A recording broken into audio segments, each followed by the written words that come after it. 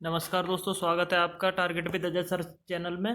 दोस्तों, आपकी लगातार क्वेरी आ रही थी कि आप यूपी टेट के लिए कोई बुक बताइए या गाइड बताइए। तो हम जब मार्केट में गए तो हमें सबसे अच्छी बुक ये चक्षु प्रकाशन की लगी।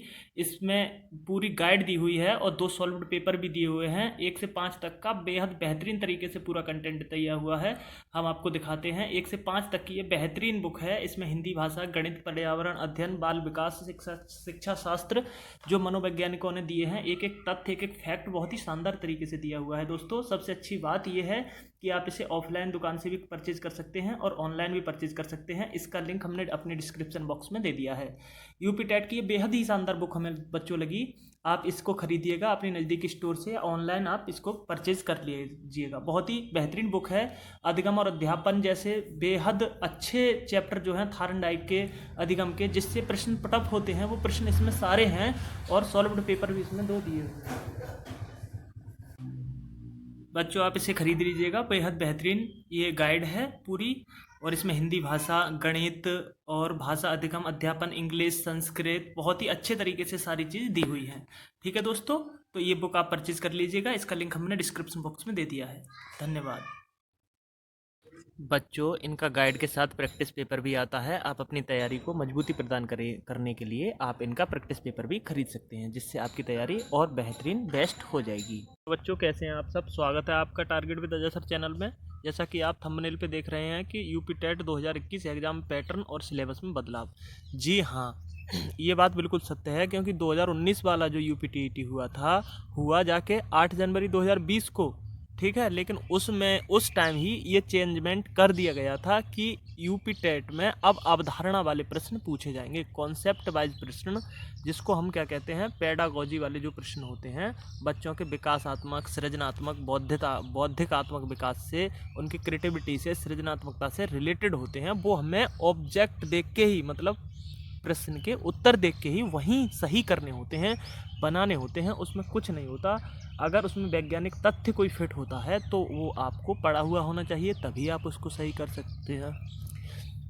अगर आप वो पढ़ा हुआ नहीं है तो आप मतलब उसका सिस्टम गड़बड़ा सकते हैं, क्योंकि कुछ प्रश्न मोटे मोटे ऐसे होते हैं आमतौर पर, जो आपको देखना है कि इसमें बेस्ट से बेस्ट कौन सा है, कौन सा बच्चे का सर्वांगीण विकास के पक्ष में है। 99% या 100% कौन सा सही है, बाद बाकी कोई प्रश्न 90% सही होगा, कोई 85 होगा, कोई 80 होगा। तो आपको उसमें से वो प्रश्न चुन लेना है और वहीं पर आपका नंबर चढ़ जाएगा और मार्क्स आपको मिल जाएंगे। ठीक है, तो मेरा बताने का मतलब यही था। आप खूब फैक्ट पढ़ रहे हैं, अच्छी बात है, लेकिन कॉन्सेप्ट ज़रूर पढ़िए और सिलेबस के डेप्थ में जाके पढ़िए। अगर कॉन्सेप्ट आपने नहीं पढ़ा है, कॉन्सेप्ट भी बहुत ज़रूरी है, क्योंकि कॉन्सेप्ट बेस्ड यूपी टेट बहुत पूछता है। लेकिन अवधारणा वाले जो प्रश्न हैं, पेडागोजी से जो रिलेटेड हैं, शिक्षात्मक विकास से जो प्रश्न रिलेटेड हैं, उनको अच्छे तरीके से देख लीजिए, क्योंकि आपके पास समय कम है। 28 नवंबर को आपका एग्ज़ाम लगा हुआ है और आज 13 तारीख हो गई, क्योंकि ज़्यादा दिन नहीं है, 15 दिन का समय बचा है। इस बीच एडमिट कार्ड भी आने हैं आपको, और भी भागा दौड़ी होती है, ब्याह शादी भी अटेंड करने होते हैं, बहुत से काम घरेलू रिलेटेड होते हैं जो भी हमें समाज में रह के करने होते हैं। और आपको प्रश्न में ये देखना है कि कौन से प्रश्न से बच्चे का सर्वांगीण विकास, सृजनात्मक विकास सही हो रहा है। सृजनात्मकता कितने प्रकार की होती है। क्रिएटिविटी यूपी टीईटी और यूपी सीटीटी में बहुत मायने रखती है, क्योंकि हम बच्चे को क्रिएटिव बनाते हैं। कोई फटी टूटी बेकार चीज़ है, अगर बच्चा उसको सही करके और मैनेज करके उसको उपयोगी बना रहा है, यूज़फुल बना रहा है, उसी चीज़ को क्रिएटिविटी कहते हैं, हिंदी में से सृजनात्मकता कहते हैं। ठीक है, और प्रेरणा, अभिप्रेरणा, बुद्धि, ये सब चीज़ें आपको कॉन्सेप्ट वाइज क्लियर कर लेनी है। बाद बाकी 1-2 डेफिनेशन ज़रूर पूछी जाती हैं। डेफिनेशन के संदर्भ में मैं बता दूं, डेफिनेशन आपको देखनी है। जैसे किशोरावस्था में बच्चों में क्या क्या चेंजमेंट आते हैं, किशोरावस्था की स्टैनली हॉल ने क्या परिभाषा दी है, ऐसी चीज़ें देखनी हैं। क्या क्या कहा है, क्या क्या चेंजमेंट आते हैं बॉडी में और उनके व्यवहार में, उनके सामाजिक विकास में, उनके गत्यात्मक विकास में, ये सब चीज़ आपको देख लेनी है। अच्छे से सारे चैप्टर रिवाइज कर लेने हैं, क्योंकि नंबर वहीं उसी को मिलता है जो अच्छे से चीज़ों को पढ़ा हुआ होता है। चीज़ों को लिखिए, छोटे छोटे नोट्स बनाइए, मेरी सलाह मानिए तो उन नोट्सों को पेपर से 2-3 दिन पहले रिवाइज करिए और पेपर वाले दिन ज़्यादा आप चिंता में मत पड़िए, क्योंकि पेपर वाले दिन ज़्यादा पढ़ेंगे तो सब दिमाग में इधर उधर हो जाएगा और काम खराब हो जाएगा। सीटेट भी देखो ऐसे ही मैंने बताया था कि सीटेट वाला जो होता है पोर्शन, उसमें 60% पेडागॉजी रहता है। जो बच्चे पेडागॉजी नहीं पढ़े होते हैं, सिर्फ कॉन्सेप्ट पढ़े होते हैं, यूपी टेट पुराने जैसे आते थे, उस हिसाब से उनका सीटेट कभी नहीं निकलता और वो सदैव रोते रहते हैं कि हम 4 नंबर से रह गए, हम 2 से रह गए, हम 3 से रह गए। क्योंकि आपको पता है पासिंग मार्क का 90 नंबर जनरल वाले कैंडिडेट के लिए लाने ही लाने हैं, ओबीसी के लिए 82 नंबर गेन करने ही करने हैं और एससी के भी लिए 82 नंबर होने चाहिए, ठीक है। और एक्स सर्विसमैन का मतलब इसमें थोड़ा सा शायद वेटेज होता है कि अगर वो जनरल में हो तो जनरल में उसको एक्स मैन को 82 नंबर पे ही पास मान लिया जाता है, क्योंकि वो भारतीय सेना, जल सेना, वायुसेना में सेवा दिया हुआ होता है, उनके लिए वरीयता दी जाती है, ठीक है। वो हर विभाग में दिया जाता है, तो इसमें भी दिया जाता है ठीक है।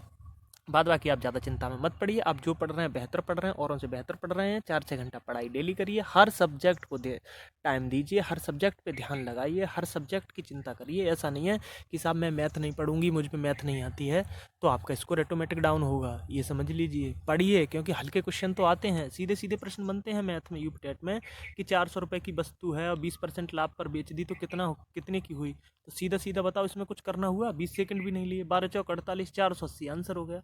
तो ऐसे वाले प्रश्न तो आपके हाथ से ना निकले, ऐसे वाले प्रश्न सब करके आएंगे और आप गलत करके आए तो आपको क्या फ़ायदा हुआ, और कठिन और भी कर गए और आप नहीं कर पाए तो आप वैसे ही घाटे में चले जाएंगे। तो मेरा मानना ये है कि अवधारणा वाले, कॉन्सेप्ट वाले, पेडागोजिकल वाले प्रश्न को आप अच्छे से देखिए, उनका रिवाइजन करिए, अध्याय बार पढ़ाई करिए, कोई चीज़ छोड़िए मत ही। ईवीएस जो है उस पर भी फोकस रखिए। ईवीएस में मैं आपको बता दूं, 1 आध 2 डे आपको ज़रूर क्लियर कर लेना है, क्योंकि यूपी टीईटी में कई बार मैं देखा था कि बहुत बार तो 5 जून का दिवस ही पूछ लिया था कि 5 जून को कौन सा दिवस मनाया जाता है, पर्यावरण दिवस, इतना पूछा है हर साल पीछे की। अगर आप लेटेस्ट पेपर दिखाएंगे लास्ट ईयर के तो बहुत बार पूछा है, तो आप मतलब नवंबर में हो रहा है, नवंबर के डे पूछ लीजिए। एक बार नवंबर में शौचालय डे पूछ लिया गया था, जो 19 नवंबर को मनाया जाता है। तो ऐसे दिवस आपको देख लेने, विज्ञान दिवस कब मनाया जाता है, ये चीज़ देख लेनी है, ठीक है और बाद बाकी जो आपकी लूसेंट की बुक है उसमें सारे डे दे रखे हैं, जनवरी के, फरवरी के, मार्च के, ठीक है। तो ये चीज़ आप देख लीजिए, क्योंकि डे से क्वेश्चन बन जाता है और बच्चे उसको गलत कराते हैं तो बहुत दिक्कत होती है, क्योंकि वो नंबर बहुत आपको आगे तक ले जाता है, ठीक है। आपका स्कोर सुंदर और अच्छा देखने में लगता है, किसी को भेजते हो तो शर्म महसूस भी नहीं होती है। तो आप ईवीएस पढ़िए, ईवीएस में चेंजमेंट वाले प्रश्न पढ़िए, जैसे कि ग्लोबलाइजेशन है, पर्यावरण है, और ये द्वीप से प्रश्न पूछ लेता है, महाद्वीप से प्रश्न पूछ लेता है, ठीक है, घास के मैदान पूछ लेता है, ठीक है, किसी राज्य की विशेष चीज़ पूछ लेता है, तो ऐसे मेला पूछ लेता है कि पुष्कर मेला कहाँ लगता है और नौचंदी का मेला कहाँ लगता है, ऐसी चीज़ें अच्छे से देख लीजिएगा, ठीक है। बिहार में सोनपुर का मेला लगता है, पिछली बार पूछा गया था। पशुओं का सबसे बड़ा मेला है, कोई पुल है सबसे बड़ा छोटा, ये देख लीजिए, क्योंकि ये चीज़ें नंबर बढ़ाती हैं और उस टाइम ये लगता है कि मैं इसको कर सकता था लेकिन मैं इसको कर नहीं पाया, ठीक है। तो ये चीज़ें सब आप देख लीजिए, कॉन्सेप्ट की मैंने आपको बता ही दी। अगर आप इंग्लिश के स्टूडेंट हैं तो ग्रामेटिकल पोर्शन आप ज़रूर देख लीजिएगा, noun, pronoun, verb, adverb, conjunction, ये सब चीज़ें देख लीजिएगा। और एक पैसिव भी पूछा जाता है, इनडायरेक्ट भी पूछ लिया जाता है, इन सबको देख लीजिएगा मोटा मोटा तौर पर, क्योंकि यहाँ भी आपके नंबर बढ़ेंगे। और एक पैसेज पूछ लिया जाता है, पैसेज भी बहुत मायने रखता है, अगर आप 5 में 5 कर जाते हैं तो आपको बहुत आगे तक ले जाता है। तो ये हो गई हमारी आपकी तरफ से एक छोटी सी सलाह, और वीडियो पसंद आई हो तो लाइक जरूर करिएगा और कमेंट बॉक्स में ज़रूर बताइएगा, ठीक है दोस्तों।